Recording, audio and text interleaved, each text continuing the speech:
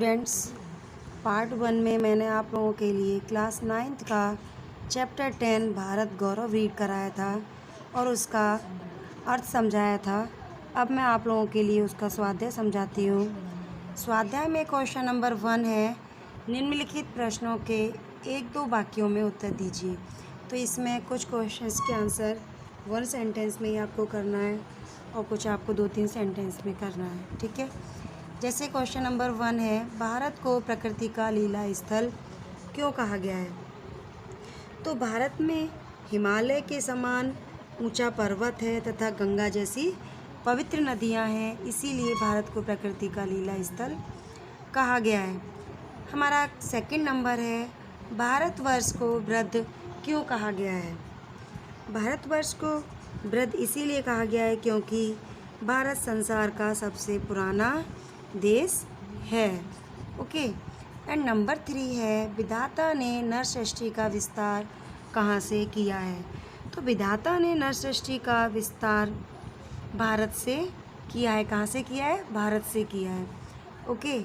And number 4 question है, आर्य किन किन विषयों के आचार्य थे? तो मैंने ये आप लोगों के लिए कविता में भी बताया, उसका अर्थ समझाया था, तब भी बताया था कि आर्य सभी तरह की विद्याओं तथा कला कौशल के आचार्य थे, ठीक है।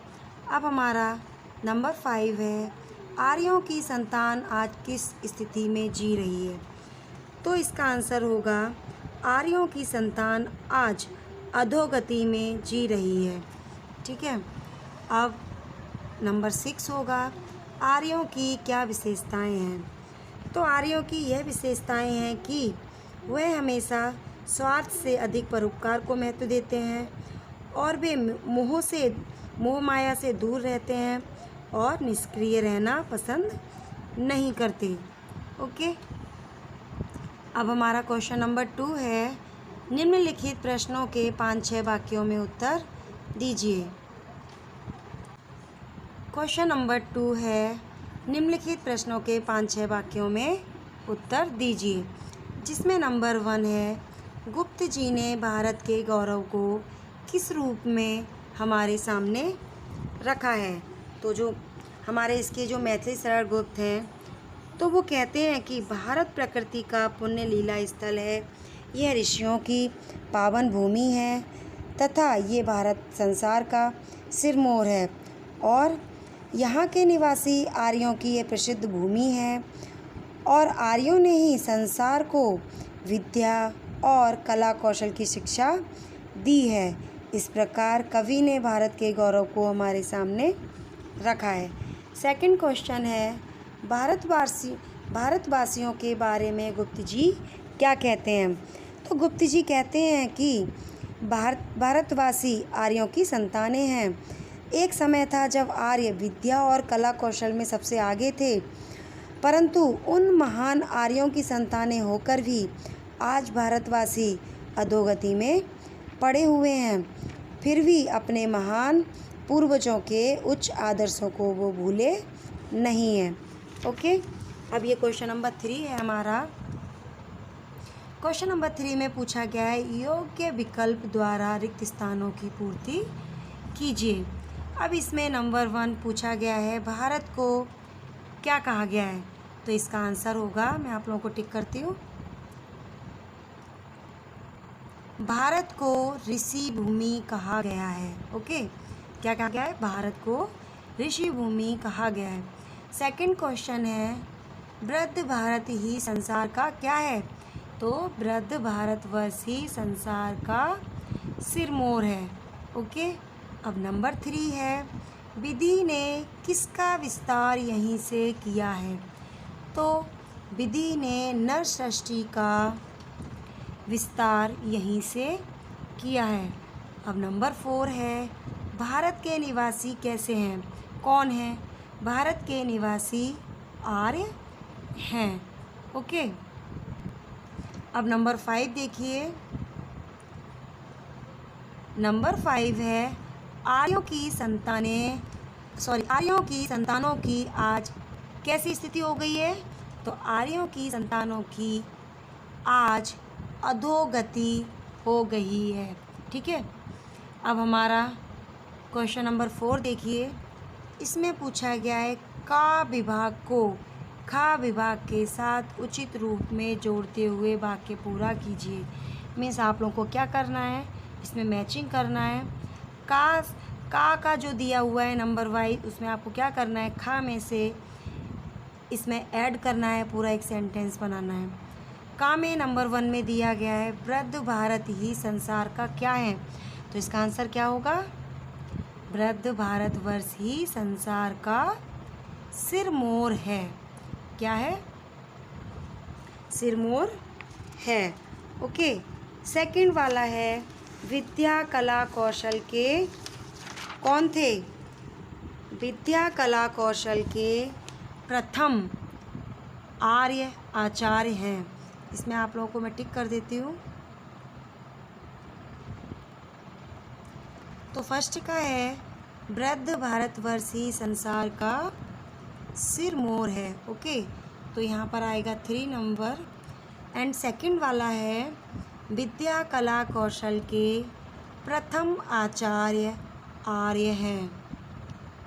ओके, एंड नंबर 3 है संपूर्ण देशों से अधिक भारत का क्या है, उत्कर्ष है। ठीक है, थर्ड का आंसर क्या होगा, फर्स्ट। एंड 4 नंबर है भगवान की भवभूति का प्रथम भंडार है। Okay, number 2। एंड 5 नंबर है भारत जैसा पुरातन देश दुनिया में कोई दूसरा नहीं है, नंबर 4। एंड अब आया 6 नंबर भारत के निवासी आर्य हैं, नंबर 5। ओके, इस तरह से हमने मैचिंग पूरा कर दिया।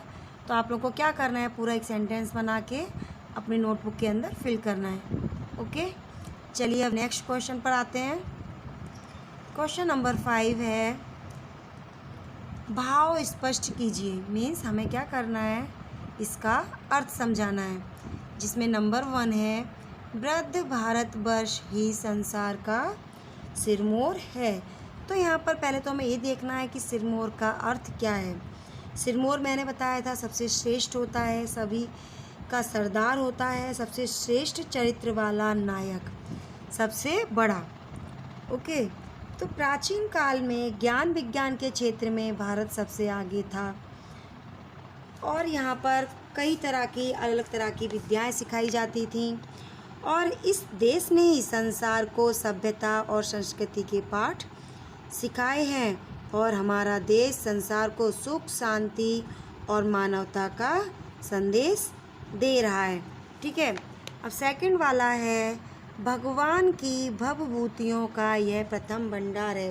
तो ऐसा क्यों कहा गया है, क्योंकि भवभूतियाँ मीन्स होता है संसार के वैभव के उपकरण। उपकरण मीन्स साधन होते हैं, जैसे सोना, चांदी, हीरे, मोती, ये सब क्या है, बहुमूल्य पदार्थ हैं जो भारत ने इन सब का पता लगाया था।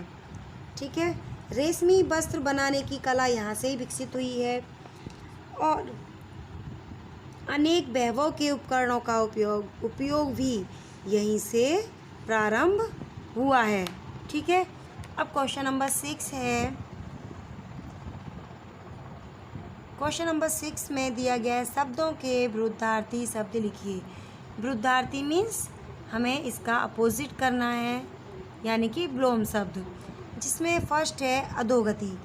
अधोगति का हम अपोजिट क्या करेंगे, ऊर्ध्व गति। आप लोगों को मैं लिखकर बताती हूँ।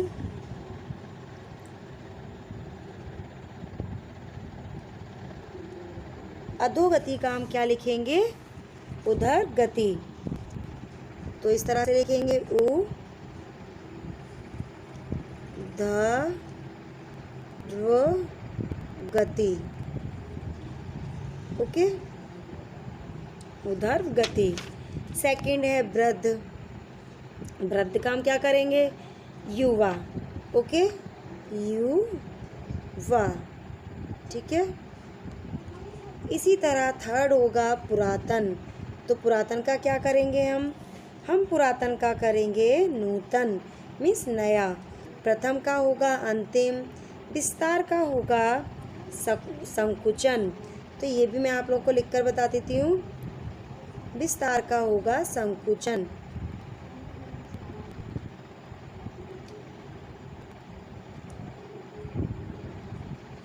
संकुचन, ओके।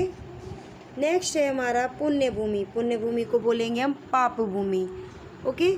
उत्कर्ष का होगा, उत्कर्ष का आएगा हमारा अपकर्ष। इस तरह से लिखा जाएगा।